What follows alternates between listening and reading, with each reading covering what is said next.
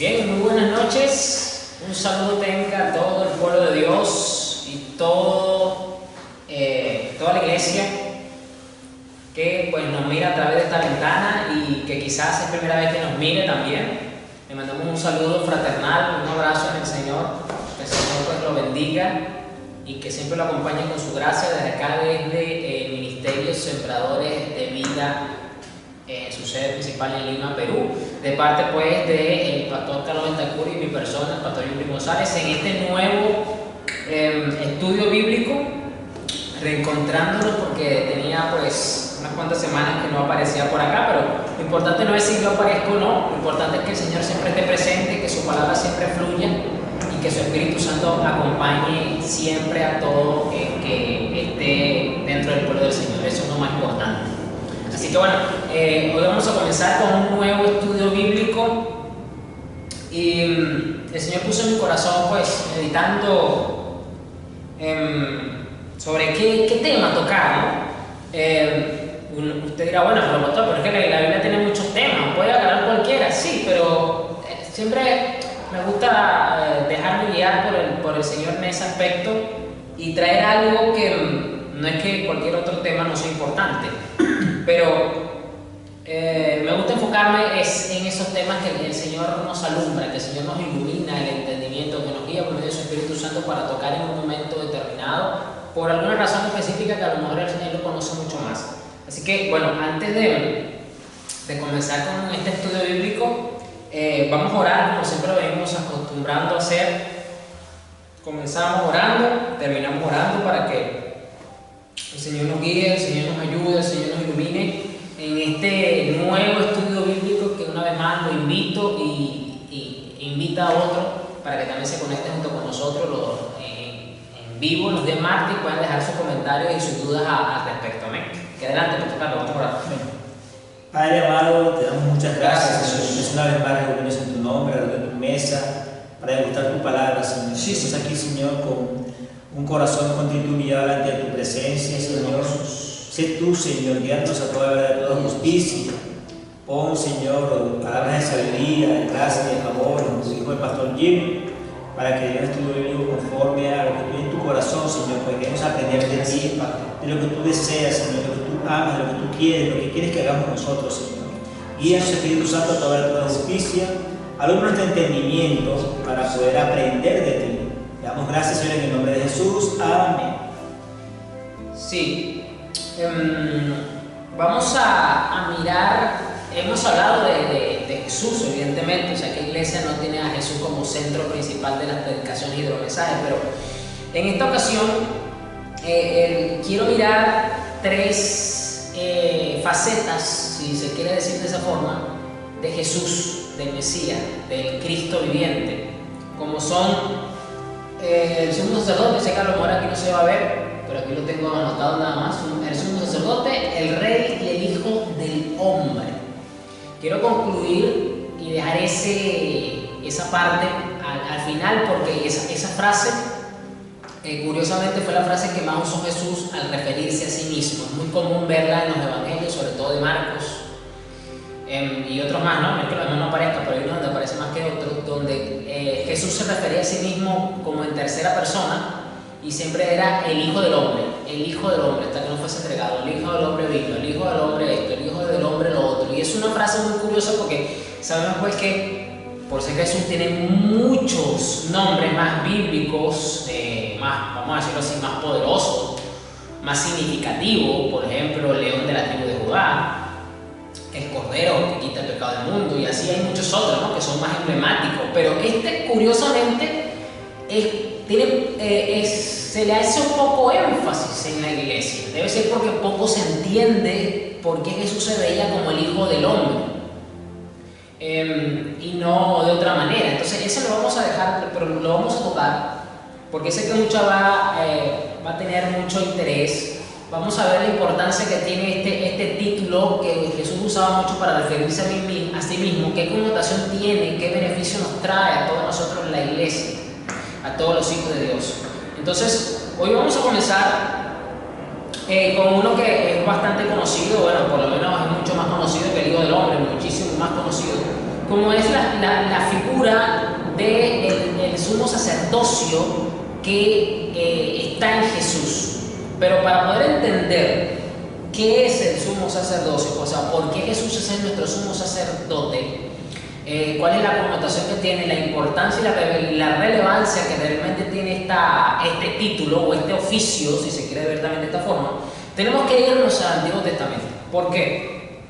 Porque les recuerdo que el Antiguo Testamento, en cuanto a estas figuras ceremoniales y todo lo que tiene que ver con este culto ya antiguo, era una tipología de las verdades espirituales que iban a estar presentes en este nuevo pacto en el que estamos actualmente. Es decir, Dios en su sapiencia, en su inteligencia, en su sabiduría, para ayudarnos a comprender mejor estas verdades espirituales, teniendo en cuenta nuestra condición limitada, distorsionada y afectada por el pecado, pues nos ha permitido ilustraciones live action, como si estuviéramos en el cine, o sea, en tiempo real, sobre estas cosas. ¿Por qué no en tiempo real? Porque esto se practicó durante muchos siglos. O sea, esto que vamos a mirar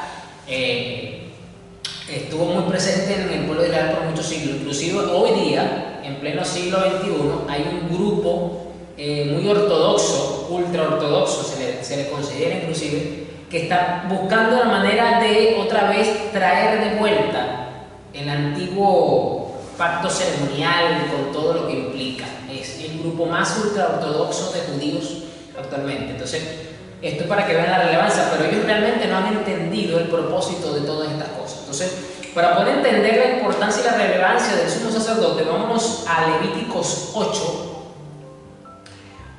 para que podamos poder entender primero qué fue lo que Dios instituyó y qué quería el Señor hacer con todo esto, para que luego podamos entender el propósito de Jesús de ser sumo sacerdote, la importancia y la relevancia que esto tiene.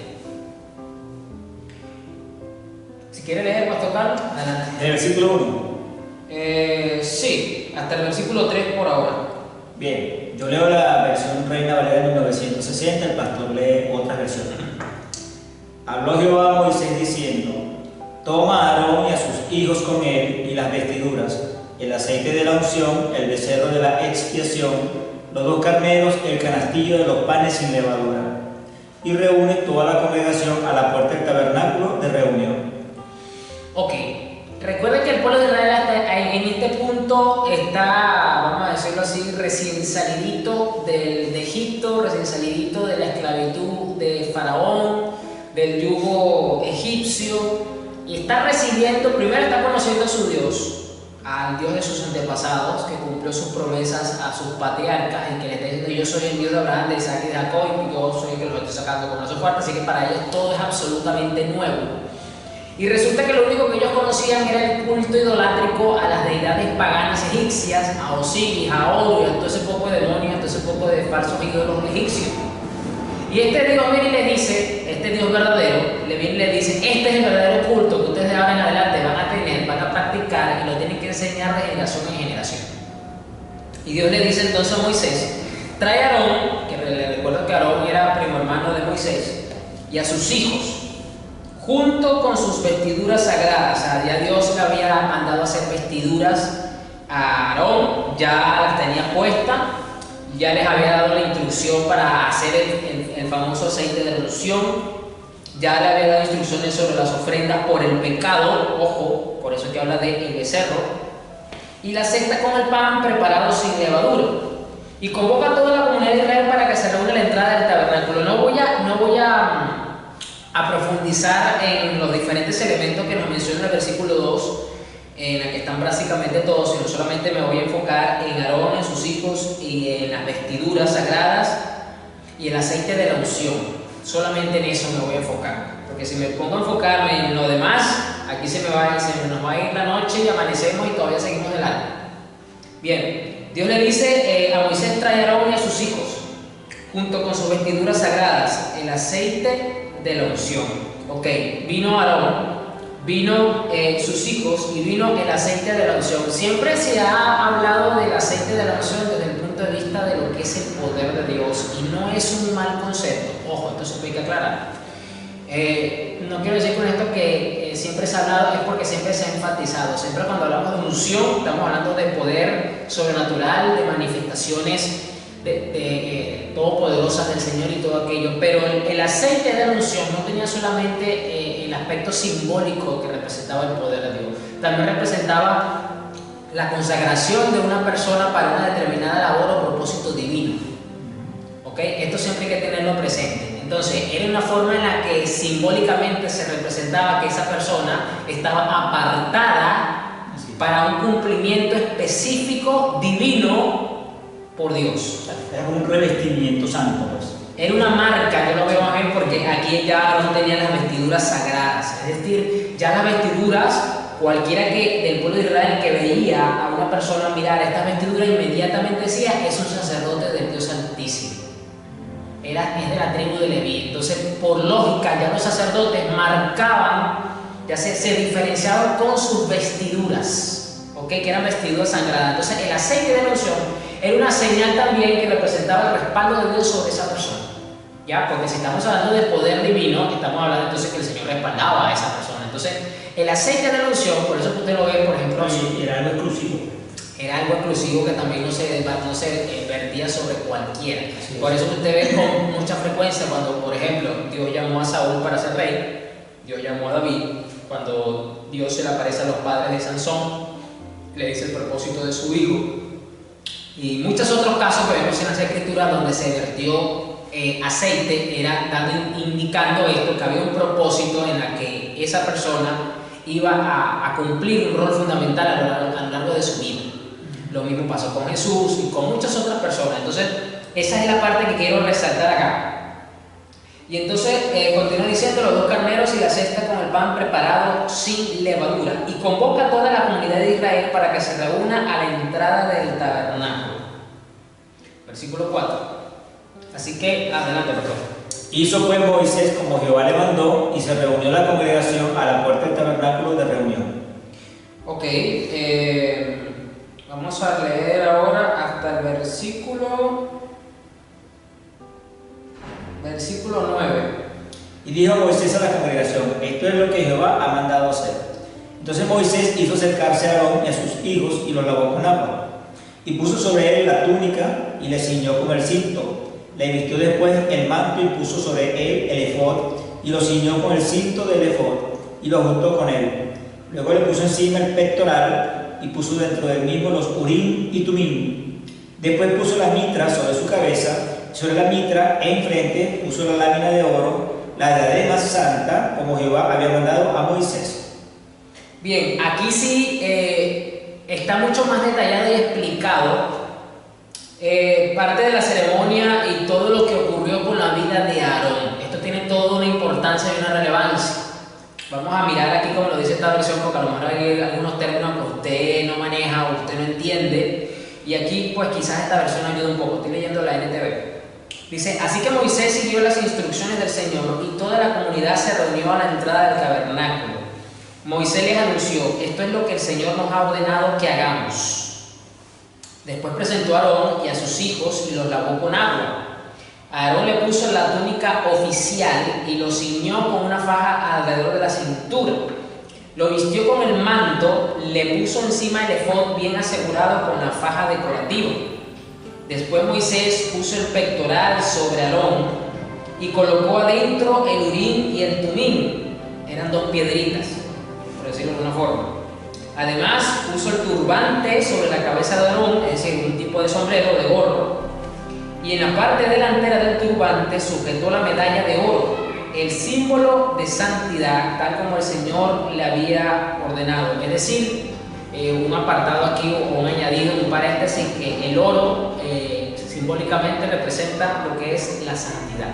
Aquí lo dice muy bien esta versión. Dice, sujetó la medalla de oro, el símbolo de santidad, tal como el Señor le había ordenado.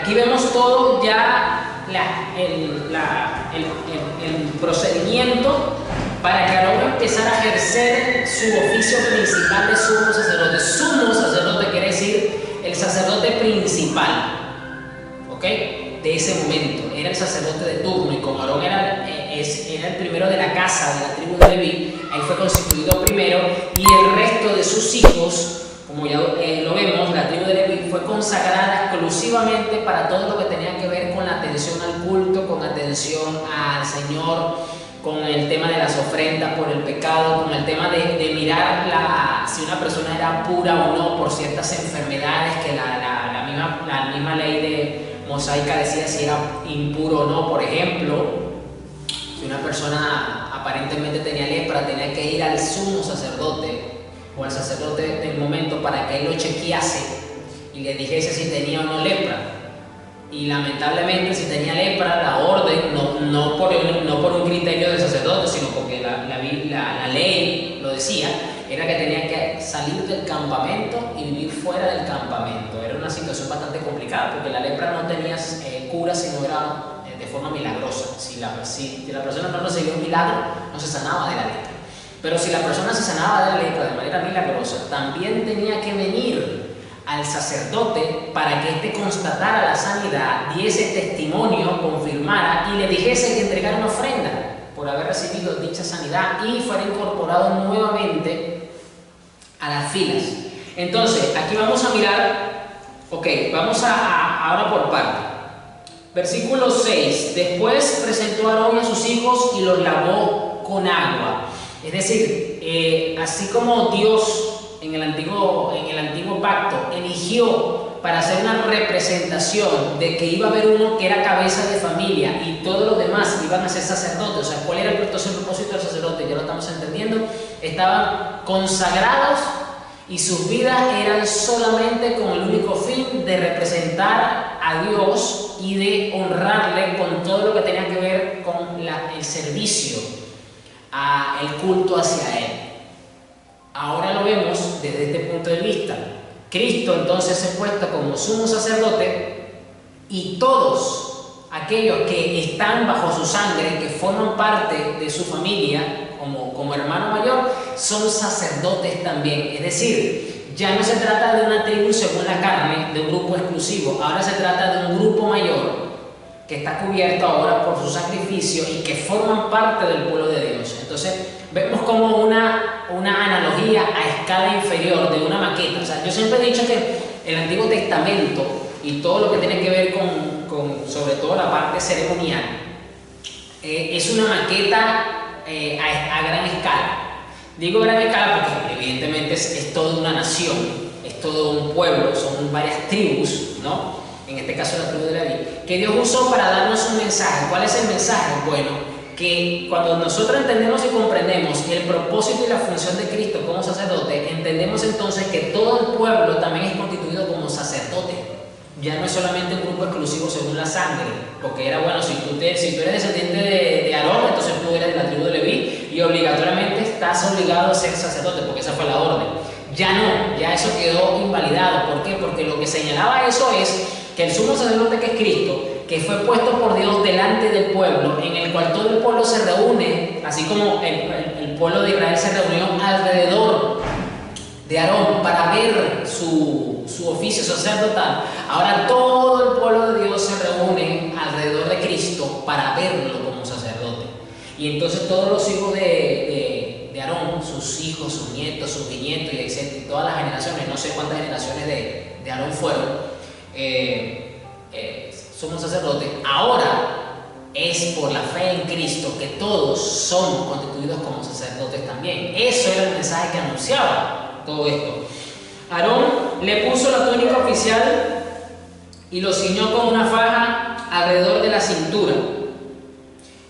Esa faja maravillosa, ¿qué representa esa faja?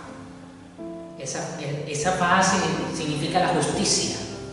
La justicia que viene por Cristo, que recibimos de Cristo todos nosotros y que tiene hermosamente mi Señor decorado dentro de sus vestiduras maravillosas.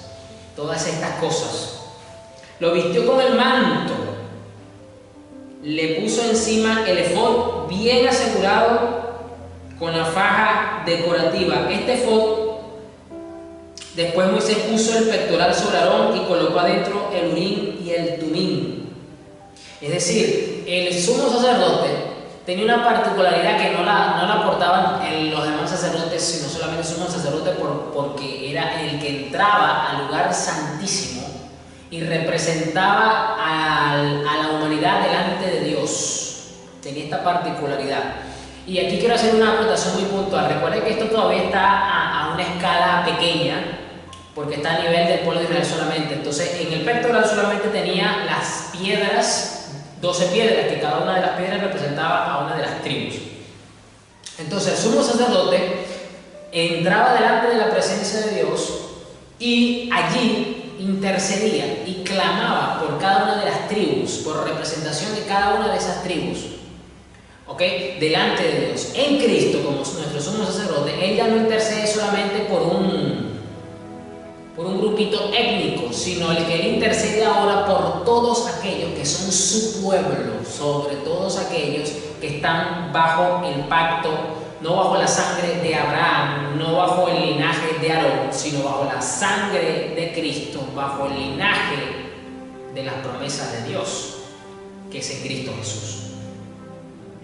Después Moisés puso el pectoral sobre y colocó adentro el Urim y el Tumim. Estas eran dos piedras que a algunos pues les cuesta entender y creer que el sumo sacerdote tenía una especie de piedras de azar.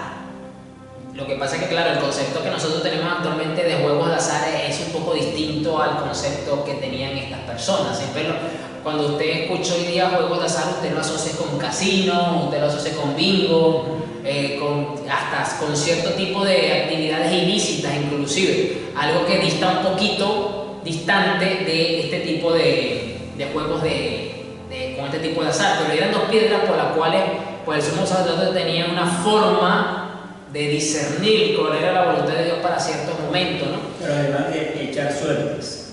Echar suerte, la Reina Valera dice echar suerte. Entonces, en el caso de nosotros no tenemos dos piedras, nosotros tenemos al Espíritu Santo de Dios, que es mucho más efectivo y puntual. Por eso que el sumo sacerdote siempre tenía la guianza de Dios. Los sacerdotes, que somos nosotros ahora todos, tenemos la función, tenemos la guía, del Espíritu Santo.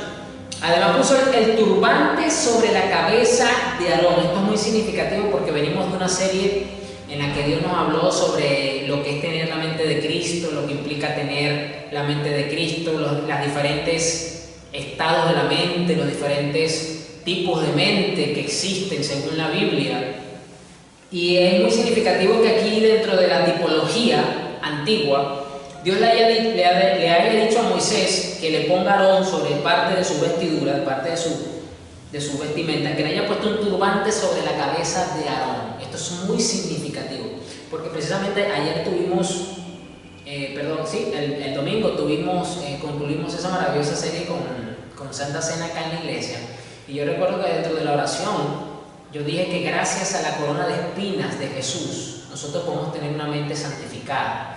Podemos tener una mente espiritual, podemos tener una mente renovada, podemos tener la mente de Cristo gracias a que Él sufrió sobre su cabeza una corona de espinas que venía siendo el castigo de una mente perversa, de una mente corrompida, de una mente torcida, amante de los deleites pecaminosos y de las maquinaciones oscuras para lograr satisfacer sus deseos.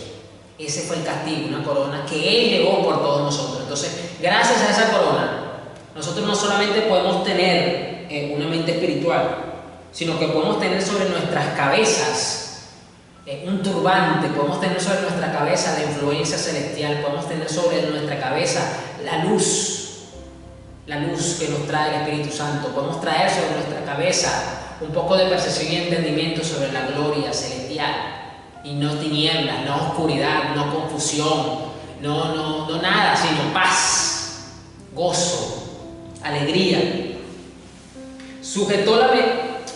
Además puso el turbante sobre la cabeza de Aarón y en la parte delantera del turbante sujetó la medalla de oro, el símbolo de santidad, tal como el Señor le había ordenado. Es decir, desde la cabeza hasta los pies, el sacerdote, el sumo sacerdote en este caso, que era Aarón, el primero de turno, manifestaba una luz, un brillo. ¿Por qué? Porque al ser vestidura blanca y imagínese usted, una chapa de oro en la frente, con esa pepe sol, con ese rayo de sol que hacen esos lados de allá de Arabia, que la temperatura no baja de 40, esa chapa encandilaba a cualquiera. O sea, si hoy día nosotros usamos, porque tenemos lentes y lunas y cristales que usted le pone antirreflejo y le pone la cosa oscura para que el impacto solar cuando está muy fuerte no te afecte tanto en la vista. Imagínense que en aquella época los israelitas no tenían ninguna de esas tecnologías, así que cuando veían al sumo sacerdote pasar, el brillo, si les pegaba directo en la vista, era difícil que no quitaran la cabeza, que no fuesen afectados por esa luz, por ese brillo. Y eso es lo que precisamente ocurre con Jesús. La santidad de Jesús impacta en los ojos de nuestras almas. Claro, esa lámina decía santidad a Jehová. Correcto. Por eso que mi Señor emana santidad, porque Él es la santidad misma de Dios hecha carne, mostrada a los hombres. Por eso que inclusive el texto dice que aunque fue tentado en todo, no pecó en nada. Fue tentado en todo, pero no pecó. Tuvo una vida de santidad completa y absoluta. Y ahora que está glorificado completamente, pues ese brillo, ese esplendor ilumina todo su ser. Y cuando nosotros vamos a la presencia del trono de la gracia, y cuando nosotros nos acercamos humillándonos delante de su presencia, somos impactados por esa santidad. Somos también esa chapa de santidad que ahora está sobre nuestras mentes, que a lo mejor se puede un poquito oscurecer por el día a día, que se puede opacar un poquito por los trajines. Agarra brillo, agarra otra vez esa hermosura, y eso es lo que impacta a las personas cuando nos ven. No nos ven a nosotros, ven la chapa que está sobre nuestra mente, que gracias a esa corona de espinas ahora podemos tener ese hermoso turbante que armoniza completamente con nuestras vestiduras. Y este era el propósito del sumo sacerdote. Después, versículo 10, después Moisés tomó el aceite de la unción y ungió el tabernáculo y todo lo que había en él, y así lo santificó. Entiendes acá, e intenta dar contexto, la palabra santificado como apartado, es decir, consagrado para un uso exclusivo y santo definido por Dios. Eso es lo que significa la palabra santidad aquí, lo santificó.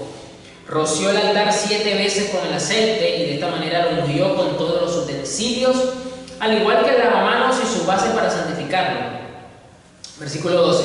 Luego derramó un poco de aceite de la unción sobre la cabeza de Aarón y de esta manera lo ungió y lo santificó para su labor, es decir, lo preparó, lo consagró, lo apartó para dicha labor, e inmediatamente pues recibe de esa manera la comisión de su propósito de existencia. Entonces, de la misma forma, Jesús fue ungido no solo por aceite, inclusive Él fue ungido evidentemente cuando se bautizó, porque el Espíritu Santo vino como que si fuese una paloma, vino sobre Él, y también recibió una unción que lo preparó para la sepultura. Aquella mujer que entró llorando y ungió sus pies y también vertió un ungüento de perfume sobre sus cabezas, que recuerdo que, si más no me equivoco, el Evangelio dice que el apóstol Judas Iscariote, dándosela de muy santurrón y de muy desprendido de las cosas materiales, dijo que sí, que era mejor venderle ese perfume a los pobres para alimentarlos. Y Jesús le dijo: sí, pero los pobres siempre los tendrán y a mí no siempre me tendrán. Así que lo que esta mujer está haciendo, sí, lo está haciendo con un fin, y su nombre será recordado por generaciones. Entonces allí el Señor recibió, su cuerpo físico recibió un ungimiento para la sepultura. Ojo con eso, muy interesante. Entonces dice el versículo 13: después Moisés presentó a los hijos de Aarón, lo vistió con sus túnicas, las ató con las fajas y les colocó los gorros especiales, tal como el Señor le había ordenado. Fíjense entonces que el linaje de Aarón tenía también unas vestiduras especiales que los identificaban y que los preparaba también para la labor encomendada. De la misma forma, por eso que el apóstol Pedro, entendiendo este principio, dice que ahora somos reyes y sacerdotes. ¿Por qué? Porque tenemos un sumo sacerdote. Entonces, a través de la revelación apostólica, el Espíritu Santo nos dice que ya este sistema de preparación ya queda obsoleto y que ahora es transferido y tiene su cumplimiento real el sacerdocio para Dios, no en un linaje según la carne, no según Aarón, sino según Cristo. Y que ahora toda la iglesia entonces es sacerdote, porque tenemos un sumo sacerdote, porque tenemos una casa que atender, que es la casa de Dios. Y aquí yo no me estoy refiriendo solamente a los templos físicos que cada congregación tenga, que también se le dice iglesia y se considera casa de Dios, sino, siguiendo la línea del apóstol Pedro, se está refiriendo a la iglesia de Dios, a la iglesia universal e invisible de Dios. ¿Por qué uso estos dos términos? Universal, porque está en todo lugar. No sabemos, hay muchos lugares en los que usted a lo mejor ni se imagina que ahí puede haber cristianos y ahí hay cristianos. Sí. Y digo que es invisible, porque nosotros vemos según nuestro criterio, según nuestro conocimiento, según nuestro sentido, y decimos, bueno, este es evangélico, este es evangélica, este es cristiano, pero podemos estar equivocados en nuestra apreciación. Nosotros miramos las apariencias. Yo solamente que yo no me reservo hacia mí.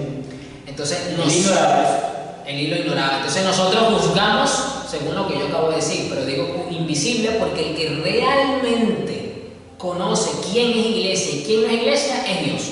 Entonces para los humanos es invisible realmente quién es iglesia y quién no. De por sí mi Señor habla un poco de algo que se adapta muy bien a lo que estoy hablando, porque dice que en los últimos tiempos Él va a apartar a las ovejas para la derecha y a las cabras para la izquierda del rebaño. Imagínense. Entonces, desde ese punto de vista, todos parecen ovejas, pero resulta que dentro de las ovejas hay cabras y el Señor sabe quiénes son. Entonces, por eso siempre hago esta aclaratoria de por qué uso estos términos iglesia universal e invisible, que está presente dentro de la iglesia visible realmente, porque nosotros vemos, yo lo acabo de decir, y según nuestro criterio decimos, bueno, este sí es, este no es, y podemos estar equivocados o no podemos estar bien haciendo una... Incluso, eso mismo de la existencia de la iglesia, yo estando en Madrid, en España, yo estaba frente a Santiago Bernabéu, que él está en el Real Madrid, y entonces yo dije, bueno, de verdad que es tu país muy idólatra, aquí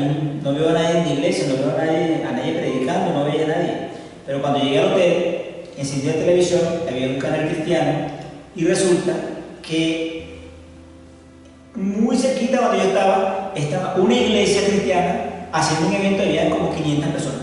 Es decir, yo no la estaba viendo, yo pensaba que no existía, pero ahí estaba. Es decir, el Señor siempre se reserva, es una iglesia que está, pero que uno no la ve. ¿Sabes? Ahí tenemos ese caso interesante. Bien, vamos a seguir leyendo. No lo vamos a poder leer todo porque es bastante largo, así que vamos a ir haciendo acotaciones puntuales, pero le dejo como referencia que usted pueda leer todo el capítulo de Levítico 18. Porque, por ejemplo, ahorita leímos hasta el versículo 9, si no me equivoco. Pero tú leíste hasta el 13. Hasta el 13, ya, ok. Ok, vamos a leer el versículo 14. El 18, el 22, si quieres lo vas marcando para que se te haga, lo puedes marcar para que sepas cuáles son. El 25, me parece que si marco uno se me marca todo. Ok, vamos a 14, 22, 14 y 18. Luego el 14. Luego hizo traer el becerro de la expiación y Aarón y sus hijos pusieron sus manos sobre la cabeza del becerro de la expiación. 18. Después hizo que trajeran el carnero del holocausto y Aarón y sus hijos pusieron sus manos sobre la cabeza del carnero. 22. Después hizo que trajeran al otro carnero, el carnero de las consagraciones, y Aarón y sus hijos pusieron sus manos sobre la cabeza del carnero. ¿El otro es?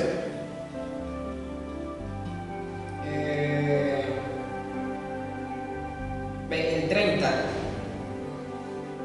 Luego tomó Moisés del aceite de la unción y de la sangre que estaba sobre el altar y roció sobre Aarón y sobre sus vestiduras, sobre sus hijos y sobre las vestiduras de sus hijos con él. Y santificó a Aarón y sus vestiduras de sus hijos y las vestiduras de sus hijos con él.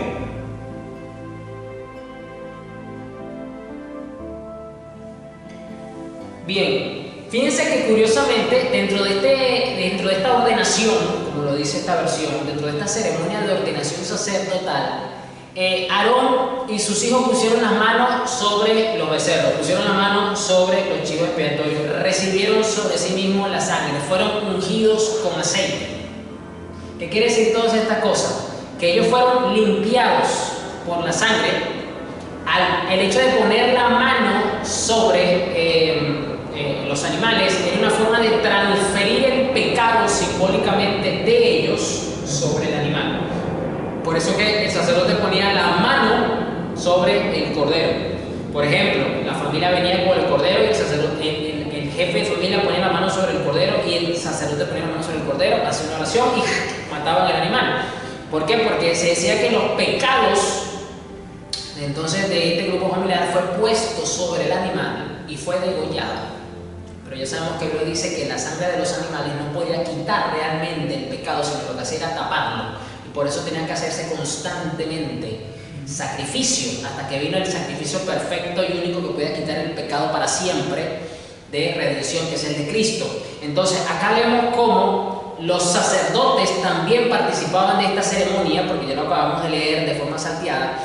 Y igualmente pasa a nosotros sobre la iglesia, que somos los sacerdotes. ¿Por qué? Porque nosotros no estamos matando animales con frecuencia, no. Nosotros nos acercamos a nuestro sumo sacerdote, que también es nuestro cordero, sobre el cual nosotros pusimos nuestros pecados cuando nos arrepentimos y somos limpiados y somos purificados. Y en ese momento ocurre algo tremendo. Usted viene y usted se arrepiente por algo muy puntual. No voy a poner detalles porque no hace falta. Y encima en esa oración usted viene y le dice: Señor, yo te pido que tengas misericordia de mi papá. Yo te pido que tengas misericordia de mi jefe. Yo te pido que tengas misericordia del vecino. Yo te pido X. Y usted empieza a orar. Y usted empieza a pedir por otra persona, pidiendo misericordia. Pues es exactamente igual lo que ocurre con la figura de los sacerdotes. También con la figura del sumo sacerdote. ¿Por qué? Porque el sumo sacerdote pedía por sus pecados primeramente. Por eso que ponía las manos sobre el animal, porque sean los sacerdotes. Y luego ellos venían y recibían la ofrenda del pueblo y se la elevaban a Dios. Era una forma de interceder delante de Dios. Pues tenían ellos que estar primero limpios para poder ejercer eso. Entonces, por eso es que acá es tan importante, porque la figura sacerdotal funge como líder de un grupo de sacerdotes que intercede no por su pecado, porque Cristo no pecó, Él fue santo y puro en todo momento, sino que ayuda al resto de sacerdotes en sus propias vidas sacerdotales y les enseña cómo tiene que interceder por otros delante de Dios para pedir misericordia. Entonces se ve exactamente reflejado lo que vemos acá. Y dice acá el versículo 35: ahora permanezcan a la entrada del tabernáculo día y noche, durante 7 días, y hagan todo lo que el Señor exige. Si no lo hacen, morirán, porque esto es lo que el Señor ha ordenado. Entonces Aarón y sus hijos hicieron todo lo que el Señor había ordenado por medio de Moisés. Así como Aarón y Moisés entendieron que ahora tenían una vida exclusivamente ordenada y consagrada para Dios, no podían hacer otra cosa, no la podían hacer. De igual manera, estos sacerdotes del nuevo pacto, que es el pueblo de Dios, que es su iglesia santa, tienen vidas consagradas a Dios, a diferencia de que su ministración es a nivel espiritual. Por eso que usted ve a los cristianos que estudian, usted ve a los cristianos que salen a trabajar, que tienen negocios, que se distraen en la playa, etc. Porque no es que estamos ahora dedicados exclusivamente como el pueblo de la tribu de Leví, como los hijos de la descendencia de Aarón. No, sino que nuestra dedicación, nuestra devoción es espiritual, y siempre tenemos presente que nuestra honra busca siempre agradar a nuestro Señor en santidad. Es decir, es irónico pensar que podemos hacer muchas cosas, muchas actividades para Dios, cuales sean, y dejar a un lado los requisitos básicos para ministrar delante de su presencia. Yo compartía con la iglesia el día viernes que tuvimos nuestro servicio semanal allá en una iglesia de casa que estamos levantando, hablando un poco sobre el tema de las tradiciones, de la importancia que tienen o no las tradiciones y ¿Qué tenemos que tener en consideración para realmente tener tradiciones que honren a Dios y que sean de bendición y de edificación para la iglesia? Yo recuerdo que comencé esa enseñanza precisamente hablando de los hijos de Aarón, que por dar un fuego santo extraño, perdón, no fue santo, fue un fuego extraño, como dice Reina Valera, murieron delante de la presencia de Dios. Eran sacerdotes ordenados. ¿Por qué? Porque cuando nosotros no tomamos en consideración los requisitos básicos, que son obligatorios de paso, ahí no hay negociación que valga, ahí no hay forma alguna de cambiar algunas cosas, indistintamente de lo que hagamos, lo que esté encima de eso, si no estamos cumpliendo con las bases, nuestro culto, nuestro ordenamiento sacerdotal, nuestras funciones, nuestras actividades sacerdotales, a Dios no les van a ser de agrado. Fíjense que aquí Moisés le dice una palabra bastante dura a Aarón. Le dice, versículo 35, si no lo hacen, morirán, porque esto es lo que el Señor ha ordenado. Es decir, en estos temas de devoción, en temas de ministrarle al Señor, que es ahora voy a usar una palabra que se usa bastante, es que le estoy ministrando al Señor, es que vamos a ministrar al Señor. A veces lo usan mucho desde el punto de vista eclesiástico organizacional, y más que todo para referirse a ciertas actividades puntuales, sobre todo a nivel de alabanza y de adoración, y no toman en consideración que si eso no se está haciendo bajo los criterios y los estándares del cielo, eso es un fuego extraño, y no va a haber edificación, no se va a impartir vida en ese lugar, sino muerte, porque no se está haciendo bajo los criterios de santidad que el Señor demanda. Ahora vamos a Levítico 16.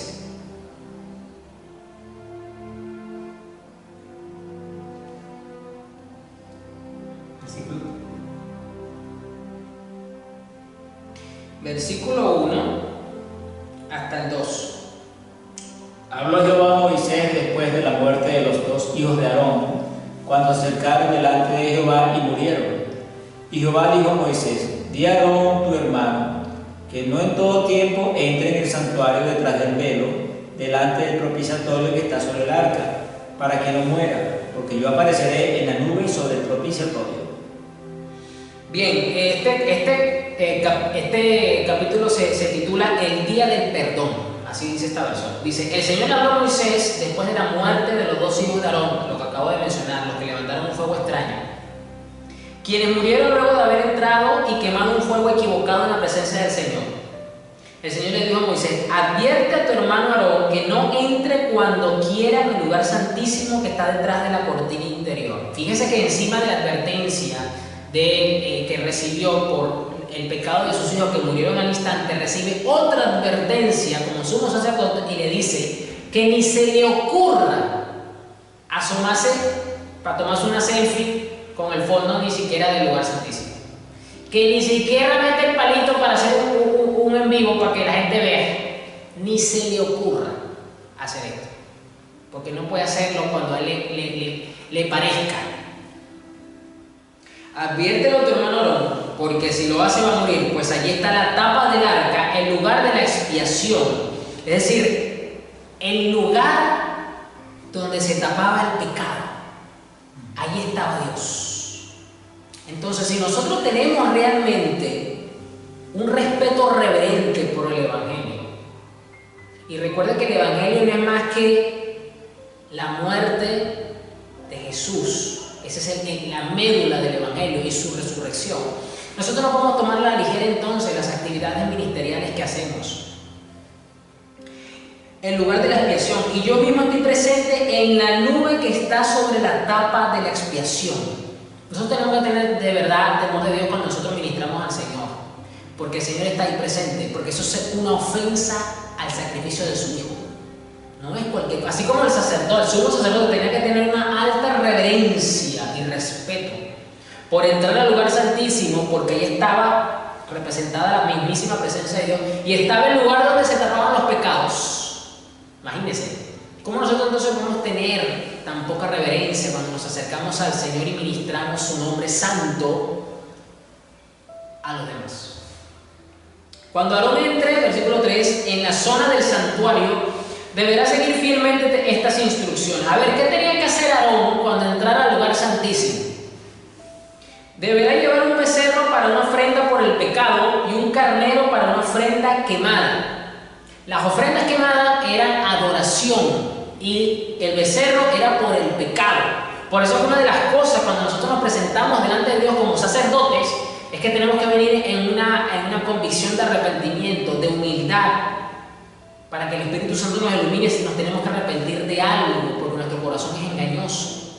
Y al mismo tiempo venir envueltos en acción de gracias, en agradecimientos, en honra. Esto no tiene nada que ver con que si usted es cantante o no, para que tenga un buen añote, para que le cante al Señor. No hace falta que usted sea cantante. Con que usted tenga un corazón genuinamente agradecido y se desborde en agradecimiento hasta por los más mínimos detalles de su vida. Eso es un acto mismísimo de adoración y de honra. Ahora, si usted le puede cantar una canción al Señor de honra, eso ya corre por su cuenta, evidentemente, no está de más. Pero aquí está la expresión, una ofrenda quemada. Tiene que vestirse con la túnica de lino y la ropa interior de lino que se usa directamente sobre la piel. Si usted pensaba que los sacerdotes no tenían ropa interior debajo de las túnicas, sí la tenía, aquí está. Vamos a decirlo así, era como un tipo de boxer celestial que Dios le mandó a poner.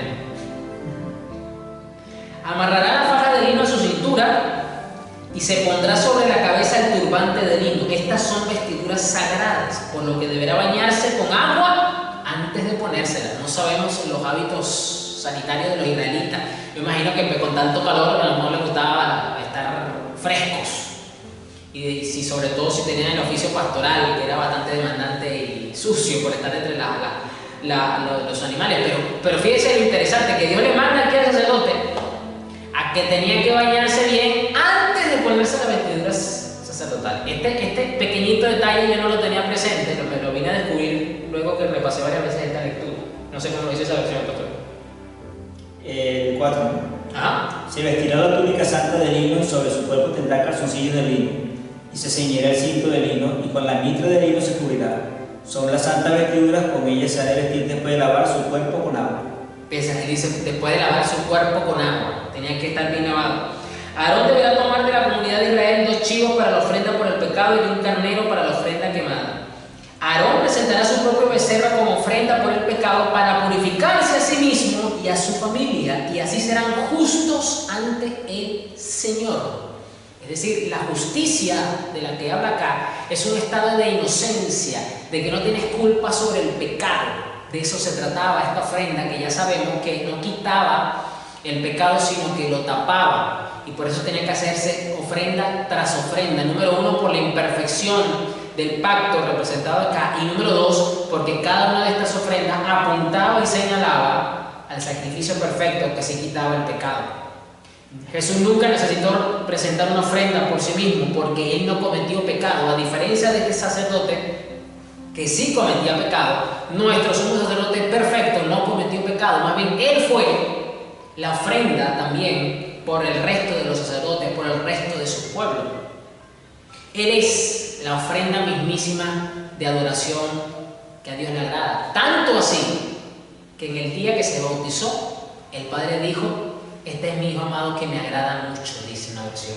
Reina Valera dice: en él tengo complacencia. En él tengo complacencia. ¿Qué quiere decir esto? Es que me agrada tanto su vida, me encanta su estilo de vida, que el Padre no se pudo quedar callado en ese momento cuando Jesús estaba bautizando. Que le agradó tanto el estilo de vida, o sea, le causaba tanta alegría, tanta satisfacción, tanto gozo. Se sintió tan adorado por el Hijo que dijo esas hermosas palabras de Jesús. Imagínense. Entonces, Él era la mismísima ofrenda quemada y también el becerro sacrificado. Él es la ofrenda perfecta en todo el sentido de la palabra, tanto por el pecado como de adoración y de honra a Dios, al Padre. Bien, vamos a dejar hasta aquí. Porque si pasamos al siguiente punto, no me va a dar el tiempo para desarrollarlo completo y no lo quiero cortar.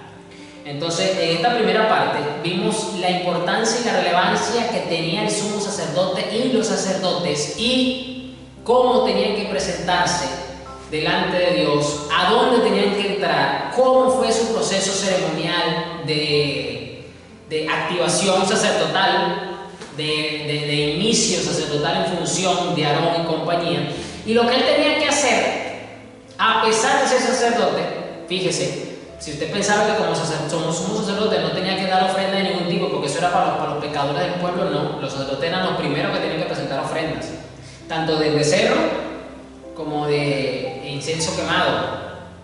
Y luego, así estar listos, capacitados, porque estaban justos delante de Dios para poder recibir la ofrenda del pueblo e interceder delante de Dios a favor del pueblo. Entonces, por eso les dije hace rato que cuando nosotros venimos humillados delante de Dios, derramamos nuestro corazón, sentimos ese refrigerio hermoso de la misericordia y del perdón de Dios y nos sentimos restaurados, levantados, y en ese momento usted ora y usted pide por su familia, usted pide por el vecino, por la persona que usted quiera, y Dios está escuchando esa oración. Dios está escuchando esa oración. Voy más allá, el sumo sacerdote, nuestro sumo sacerdote, está escuchando esa oración. Al interceder por nosotros noche y día.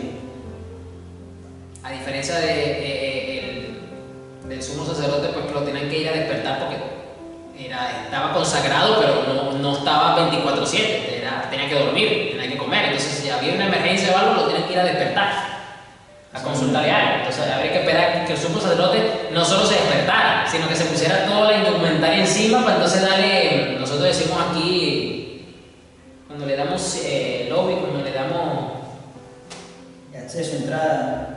Sí, vamos a decirlo así, que le da entonces, le permite... Sí, le hace un acceso, le hace una especie como de entrada para que la persona pueda... Ajá, dime qué es lo que pasa, cuál es la emergencia.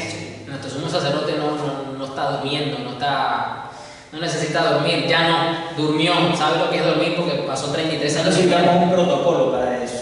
Correcto, puede ser esa palabra también, el protocolo y todo aquello. Entonces es relevante, fíjense que apenas estamos entendiendo mejor lo que era el sumo sacerdote en el Antiguo Testamento para ir viendo entonces la semejanza y la importancia con Jesucristo, lo relevante que es para Jesús ser sumo sacerdote y para nosotros que somos entonces sacerdotes de su casa, sacerdotes de su tabernáculo en el cielo también, o como lo asociamos con la iglesia, que es el tabernáculo santo de Dios, y por eso andamos con vestiduras celestiales, con vestiduras santas.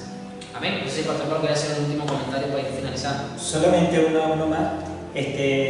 Cuando comentaste la parte de la sangre, que obviamente tenía que hacer constantemente el sacrificio de la expiación, de la sangre de esos corderos o de esos machos cabríos, precisamente como se diferencia el Antiguo Testamento del Nuevo Testamento. El Antiguo Testamento es el pacto imperfecto, lo dijiste hace un momento, en la sangre de esos corderos, porque era imperfecto, porque había que hacerlo constantemente. No quitaba, no era efectivo para quitar el pecado. Solamente los que estaban en ese momento, pero cuando volvió a pecar, volvió otra vez a estar esa persona sucia y tenía que volver a limpiarse.